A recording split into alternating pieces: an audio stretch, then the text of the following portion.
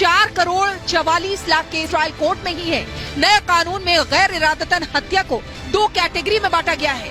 अगर गाड़ी चलाते वक्त हादसा होता है, फिर आरोपी घायल को पुलिस स्टेशन या अस्पताल ले जाता है तो उसे कम सजा दी जाएगी, जबकि हिट एंड रन केस में 10 साल की सजा का प्रावधान है।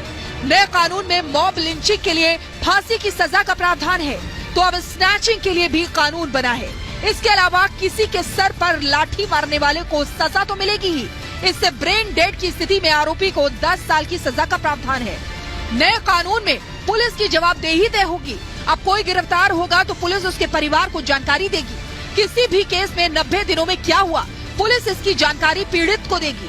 पहले ये जरूरी नहीं था। गृह मंत्री अमित शाह ने कहा कि इससे पुलिस की जवाबदेही तय होगी, जिससे पारदर्शिता बढ़ेगी। ईज ऑफ जस्टिस को सरल, सुसंगत, पारदर्शी और जवाबदेही प्रोसीजर के माध्यम से साकार किया गया है। नए कानून में आतंकवाद को परिभाषित किया गया है।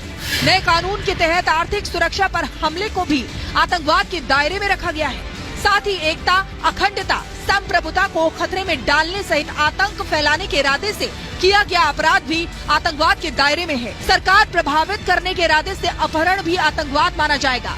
इसके लिए आजीवन कारावास से लेकर मृत्यु दंड तक का प्रावधान है। अब विदेश भागने वाले अपराधियों पर भी शिकंजा कसेगा। अगर 90 दिन के भीतर आरोपी कोर्ट में पेश नहीं हुआ तो उसकी गैर मौजूदगी में ट्रायल होगा। गृह मंत्री अमित शाह ने कहा कि देश में कई केस लटके हुए हैं। बॉम्बे ब्लास्ट जैसे केसों के आरोपी पाकिस्तान जैसे देशों में छिपे हैं। अब उनके यहाँ आने की जरूरत नहीं है। सैकड़ों लोग बम धमाके में मार दिए जाते हैं। कश्मीर में आतंकवाद कर पैदल चलकर पाकिस्तान में छुप जाते हैं। क्या इनको सजा करनी चाहिए या नहीं करनी चाहिए? मेरा बहुत साफ क्वेश्चन है। क्या सिंपैथी है आपकी इसमें? अब नहीं बख्शा जाएगा। आप आओ ना आओ, आपको सजा भी होगी और आपकी संपत्ति भी। नए कानून में फैसले के लिए कोर्ट की भी समय सीमा तय की गई है। जजमेंट को सालों तक लटकाया नहीं जा सकता है। कोर्ट को मुकदमा समाप्त होने के बाद 43 दिन में फैसला देना होगा। निर्णय देने के 7 दिन के भीतर सजा सुनानी होगी। वहीं दया याचिका सिर्फ दोषी ही दाखिल कर सकता है। कोई एनजीओ या संस्थान ऐसी याचिकाएं दाखिल नहीं कर सकते। सुप्रीम कोर्ट से याचिका खारिज होने के बाद 30 दिन के भीतर दया याचिका दाखिल करनी होगी। पहले सालों तक दया याचिकाएं दाखिल की जाती थी। गंभीर मामलों में आधी सजा काटने के बाद रिहाई का प्रावधान है। गृह मंत्री अमित शाह ने कहा कि पहले दया याचिकाएं सालों तक दाखिल की जाती थी। कोई भी एनजीओ या संस्थान दया याचिका दाखिल कर देता था, लेकिन अब ऐसा नहीं होगा। बलात्कार की पीड़िता का ऑडियो वीडियो रिकॉर्डिंग के माध्यम से रिकॉर्ड लेना कंपलसरी किया है।